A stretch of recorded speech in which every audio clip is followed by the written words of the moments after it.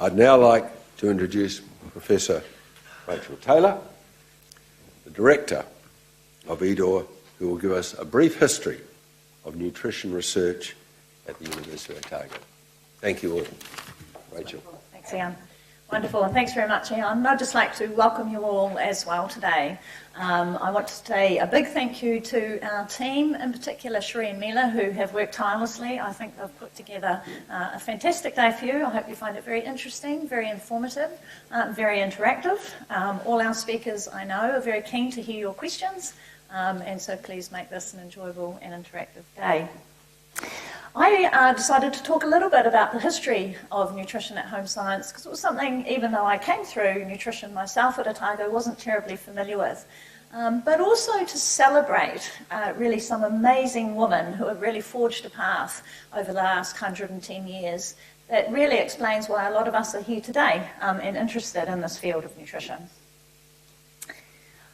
And so home science really got established in the late 1800s around the world, and New Zealand was one of the first places where that actually happened as well. And so in 1909, actually had a chair established in home science that was Winifred Boyes-Smith, really through the efforts of these three men.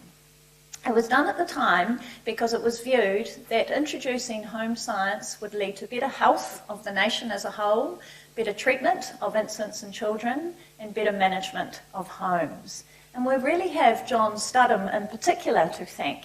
He was a Canterbury farmer, and he donated the princely sum of £300 a year for 4 years to establish a chair in home science, and an additional £75 to get a laboratory started.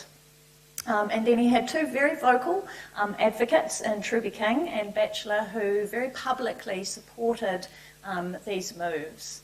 Went ahead, despite Joseph Ward, who was the Prime Minister at the time, having some quite vocal opposition that he really couldn't see the need to have sewing and cooking as part of a university course, or words to that effect. We are lucky in some ways that it was established at Otago, which I'll go on to mention afterwards, but there were several benefits, of course, to establishing home science at Otago. Principally having the medical school right there, Teachers' College was also well established, and at the time there was a real lack of barriers, if you like, to enrolling women. There was a real move forwards in that way. They started off with 5 students in what they called the Tin Shed, which was formerly the School of Mines. And it was a sort of joint taught course, so professors from the medical school taught biology, physiology, and some other ones, and then Boyes-Smith and Helen Rawson taught some of the home science subjects. And this one, they still received a lot of opposition and perhaps ignorance, prejudice, whichever word you like to use, over the time about the content of this course, which really was inappropriate, if you like. They had strong growth in numbers. Just within that first few years, that increased to 35 students, and then just a few years later, up to 60 students. Then in 1921, they employed Anne Strong as Professor of Household Arts, which I thought was a lovely term. And she came with a very interesting background. So John Studham had actually tried to employ her to set up a School of Home Science in Canterbury in 1907, but because she was to be married, she was no longer considered eligible to hold a university position. So I guess it's lucky that times have changed for many of us out there. She also had a very interesting history, because in the interim about John Studham asking her and then being appointed down to Otago, she actually worked in India for the Maharaja to organise home economics and to administer all his palaces. Which I think it must have been an amazing journey in those sorts of times. They did face immense battles. Although Otago initially was very welcoming and so on, they still faced immense battles in a whole variety of areas to really have home science considered as a science and not cooking and sewing. But they persevered, and as you can see there from the numbers, they really had huge growth. So over those 25 years, had almost 600 women go through their courses, and they produced more women scientists than any other science in that time. There was some laundry. This was laundry class at Studham College, for any of you who were based at Studham College. But there was also the lab, and so this is the chemistry of household. from 1936. And then in the 40s was when nutrition sort of really received, or sort of came into its fore, received a lot more prominence, and that was really with the employment of Elizabeth Gregory as Professor of Home Science. Now, she had been in Cambridge getting her PhD, believe it or not, sort of on high-fat, low-fat. She was studying diets devoid of fat, so high-fat, low-fat is not a new thing, as many of you are probably aware. And then she came back to be a lecturer of chemistry and nutrition in the early 1940s.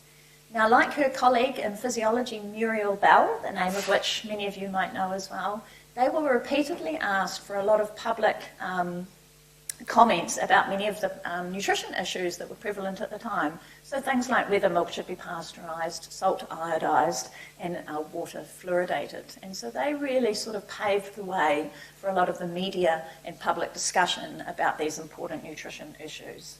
Elizabeth was also the first woman in New Zealand to ever get an honorary Doctor of Laws.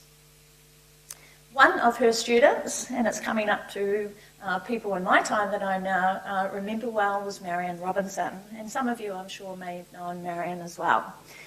She actually apparently started cooking at the age of 4 and loved cooking from that time onwards, but also went to Cambridge to do her PhD because she wanted to do biochemistry, and the only way you could do biochemistry at the time without doing a medical degree was to do home science. So she was recruited to come back to Otago to really get research up and running in the department. And there's no doubt that the development of the trace element research in nutrition at Otago really became a world force, and that's predominantly down to Marian and many of the people that came after her.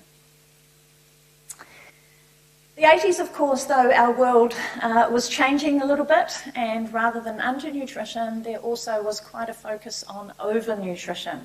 And nutrition at Otago became the largest department in the Southern Hemisphere, which is not bad for a little town of 100 to 120,000. And of course, nutrition has now taken over as our leading cause of death more than any other risk factor, and I think that illustrates, and it's preaching to the converted here, but of course the importance of nutrition in our lives. Excess enrolments this year or next year at Otago in nutrition are almost at 600, and so they've really improved from those initial 5 where the home science pioneers started in 1911, and I think it would be quite interesting if those 5 girls, or 7 counting their professors, in their tin shed could see the tin shed perhaps of today. It's a wee bit nicer than what they were perhaps exposed to.